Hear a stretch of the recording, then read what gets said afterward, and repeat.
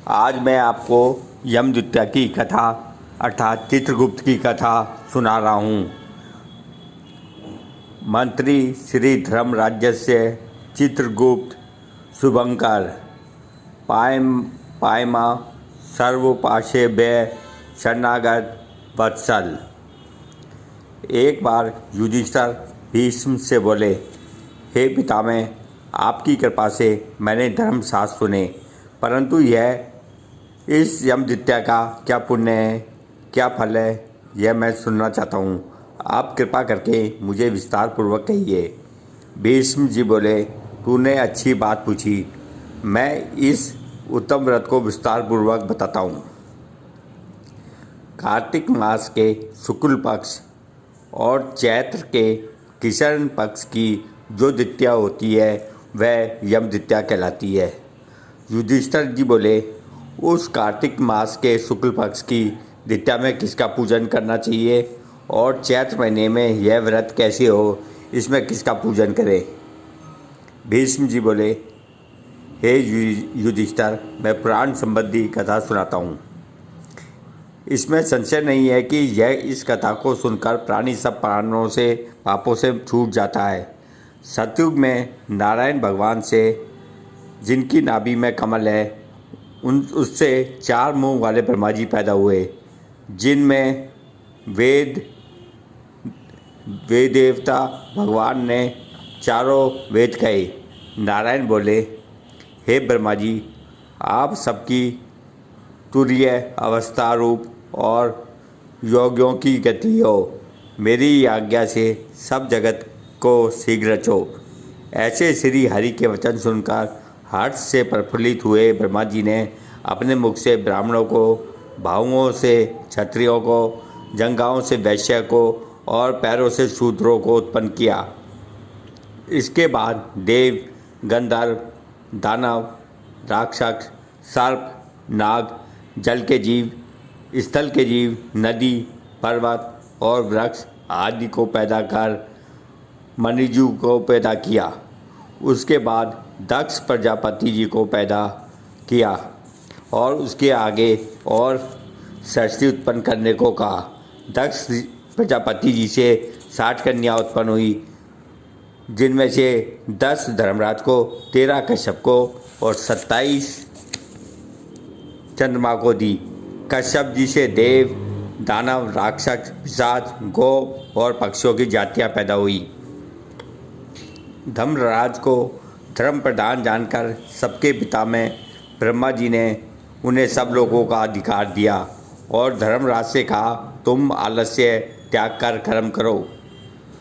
जीवों ने जैसे जैसे शुभ व अशुभ कर्म किए हैं, उसी प्रकार न्यायपूर्वक वेद शास्त्र में कही विधि के अनुसार कर्ता को कर्म का फल दो और सदा मेरी आज्ञा का पालन करो।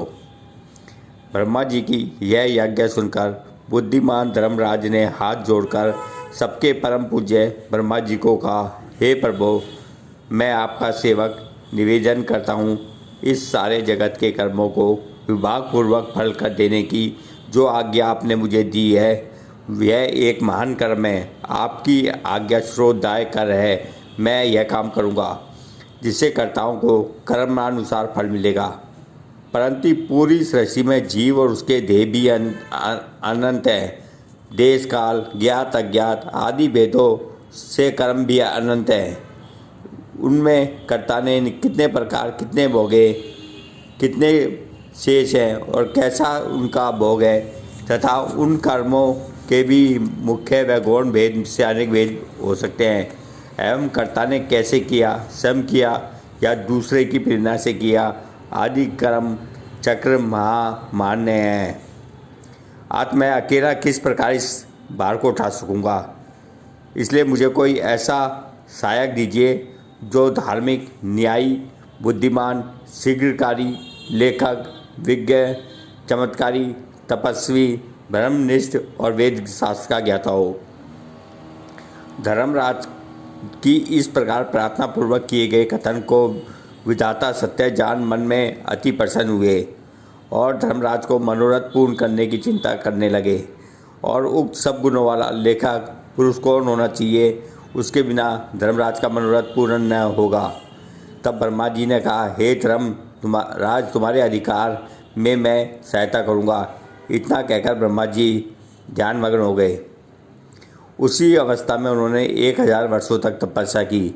जब समाधि खुली तब उनके सामने श्याम रंग, कमल नयन, शंख की सी गर्दन, गूढ़ सिर, चंद्रमा के मुख वाले, कलम दावात और पानी हाथ में लिए माँ बुद्धि, देवताओं को मान बढ़ाने वाले, धर्म के विचार में माँ प्रवीण, लेखक, कर्म में माँ चतुर पुरुष को देख उनसे पूछा कि तू कौन है। तब उसने कहा, हे प्रभु, मैं माता पिता को तो नहीं जानता, किंतु आपके शरीर से प्रकट हुआ हूँ, इसलिए मेरा नामांकन कीजिए और कहिए कि मैं क्या करूँ। ब्रह्मा जी ने उस पुरुष के वचन सुन अपने हृदय से उत्पन्न हुए उस पुरुष को हंसकर कहा, तू मेरी काया से प्रकट हुआ है, इससे मेरा काया शरीर में तुम्हारी स्थिति है, इसलिए तुम्हारा नाम कायस्थ चित्रगुप्त है। धर्मराज के पुर में प्राणियों के शुभारंभ क्रम लिखने में तू उसका सखा बने, इसलिए तेरी उत्पत्ति हुई है। ब्रह्मा जी ने चित्रगुप्त से यह कहकर धर्मराज से कहा, हे धर्मराज, यह उत्तम लेखक तुमको मैंने दिया है, जो संसार में सब कर्म सूत्र की मर्यादा पालन करने के लिए है। इतना कहकर ब्रह्मा जी अंतर्ध्यान हो गए। फिर चित्रगुप्त कोटि नगर में जाकर चंड प्रचंड ज्वालामुखी काली जी के पूजन में लग गया। उपवास कर उसने भक्ति के साथ चंडिका जी का भावना मन में की। उसने उत्तमता से चित्त लगाकर ज्वाला जी मुखी देवी जी का जप और स्रोतों से भजन, पूजन और उपासना इस प्रकार की। हे जगत को जगत धारण करने वाली, तुमको नमस्कार। हे माँ देवी, तुम्हें नमस्कार है। स्वर्ग, मृत्यु, पाताल आदि लोकांतरों को रोशनी देने वाली, तुमको नमस्कार है।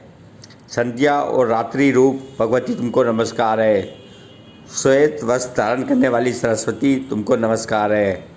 सत रज तमोगुण रूप देव गुणों को कांति देने वाली देवी, हिमालय पर्वत पर स्थापित आदि शक्ति चंडी देवी, तुमको नमस्कार है। उत्तम और न्यून गुणों से रहित वेद की प्रवृत्ति करने वाली, 33 कोटि देवताओं को प्रकट करने वाली, चित्र गुण रूप निर्गुण गुण रहित, गुणों से परे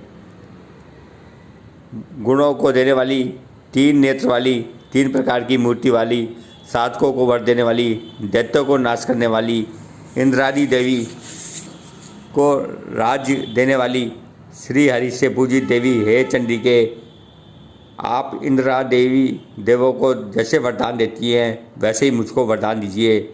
मैंने लोगों के अधिकार के लिए आपकी स्तुति की है, इसमें संशय नहीं है। ऐसी स्तुति को सुन देवी ने चित्रगुप्त जी को वर दिया। देवी जी बोली, हे चित्रगुप्त, तूने मेरी आराधना पूजन किया, इससे मैंने आज तुमको वर दिया है कि तू परोपकार में कुशल और अधिकार में सदा स्थिर और असंख्य वर्षों की आयु वाला होगा। यह वर देकर देवी दुर्गा देवी जी अंतर्ध्यान हो गई। उसके बाद चित्रगुप्त धर्मराज जी के साथ उनके स्थान पर गए और आराधना करके योग्य अपने आसन पर स्थिर हुए।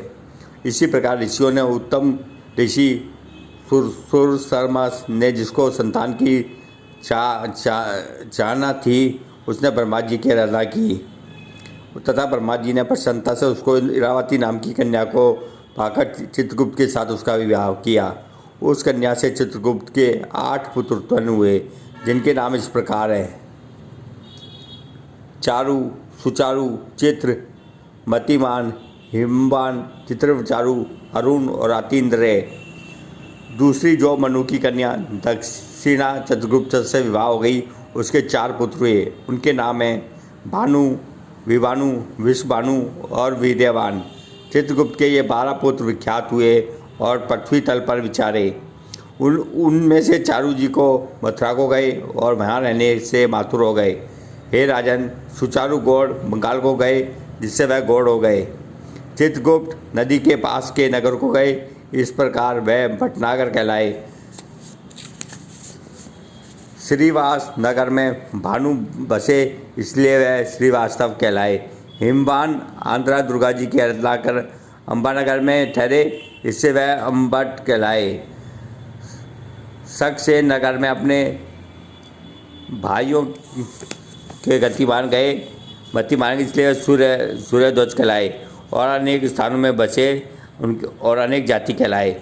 इस प्रकार उस समय पृथ्वी पर एक राजा जिसका नाम सोदास था, सौराष्ट्र नगर में उत्पन्न हुआ। वह महापापी, पराया धन चुराने वाला, पराई स्त्रियों से आसक्त, महाभिमानी, चुगलखोर और पाप करने वाला था। हे राजन, जन्म से लेकर सारी आयु पर्यंत उसने कुछ भी धर्म नहीं किया। किसी प्रकार वह राजा अपनी सेना लेकर वन में जहाँ बहुत हिरन आदि जीव रहते थे शिकार करने को गया। वहाँ उसने निरंतर व्रत करते हुए एक ब्राह्मण को देखा। वह ब्राह्मण चित्रगुप्त और यमराज जी का पूजन कर रहा था। यमदत्ता का दिन था। राजा ने पूछा, महाराज आप क्या कर रहे हो? ब्राह्मण ने यमदत्ता का व्रत कह सुनाया। इस प्रकार राजा ने उसी दिन कार्तिक के महीने में शुक्ल पक्ष की द्वितीया को धूप तथा दीपादि सामग्री से चित्रगुप्त जी के साथ धर्मराज जी का पूजन किया। व्रत करने के बाद वह अपने घर में गया। कुछ दिन पीछे उसके मन को विस्मरण हुआ और वह व्रत भूल गया। याद आने पर उसने फिर से व्रत किया। समयोपरांत काल संयोग से वह राजा सुदास मर गया। यमदूतों ने उसे दृष्टता से बांधकर यमराज जी के पास पहुँचाया। यमराज जी ने उस घबराए हुए मन वाले राजा को अपनी दूतों से पिटते हुए देखा तो चित्रगुप्त ने पूछा, इस राजा ने क्या कर्म किया है? उस प्रकार धर्मराज जी का वचन सुनकर चित्रगुप्त बोले, इसने बहुत ही दुष्कर्म किए हैं, परंतु देव योग से यह एक व्रत क्रिया जो कार्तिक के शुक्ल पक्ष में यमदत्ता कहलाती है, उस दिन आपका और मेरा गंध चंदन फूल आदि सामग्री से एक बार भोजन के नियम से और रात्रि में जाकर पूजन किया। हे देव, हे महाराज, इस कारण से यह राजा नरक में डालने योग्य नहीं है। चित्रगुप्त जी के इस ऐसा कहने से धर्मराज जी ने उसे छुड़ा दिया और वह यमदत्ता के व्रत के प्रभाव से उत्तम गति को प्राप्त हुआ। ऐसा सुनकर राजा युधिष्ठिर जी भीष्मिता से बोले, हे पिता, मैं इस व्रत को मनुष्य को धर्मराज और चित्रगुप्त जी का पूजन कैसे करना चाहिए सो मुझे कहिए। भीष्म जी बोले, यमदत्ता के विधान को सुनो। एक पवित्र स्थान पर धर्मराज और चित्रसेन जी की मूर्ति स्थापित कर उसकी पूजा की कल्पना करें। वहाँ उन दोनों को प्रतिष्ठा कर 16 प्रकार की व 5 प्रकार की सामग्री से श्रद्धा भक्ति युक्त नाना प्रकार के पकवानों, लड्डुओं, फल, फूल, पान और दक्षिणा आदि सामग्रियों से धर्मराज जी और चित्रगुप्त जी का पूजन करना चाहिए। पीछे बारंबार नमस्कार करें।